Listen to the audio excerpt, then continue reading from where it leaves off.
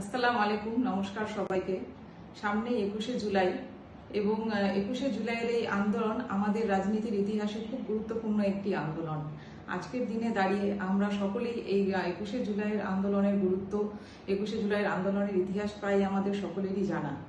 1993 সালে যখন আমাদের এখানে আমাদের বাংলায় সিপিএম এর শাসক চলছিল, তখন আমাদের বর্তমান মুখ্যমন্ত্রী শ্রীমতী মমতা ব্যানার্জি তিনি মহাকরণে অভিযান চালিয়েছিলেন। No identity card, no vote, এই দাবিতেই তিনি 21শে জুলাই আন্দোলন করেছিলেন এবং বাংলা থেকে প্রচুর মানুষ এই আন্দোলনে মমতা ব্যানার্জির সঙ্গে যোগদান করেছিলেন এবং সেদিন শাসক দল যাতে এই আন্দোলন সফল না হয় তার জন্য তারা তাদের ওপর অনেক অত্যাচার করেছিলেন এবং সেদিন তাদের এই অত্যাচারে প্রায় 13 জন যুবক শহীদ হয়েছিলেন এবং সেই শহীদদের প্রতি আমরা আজকে সকলেই শ্রদ্ধাঞ্জলি জানাই এবং তাদের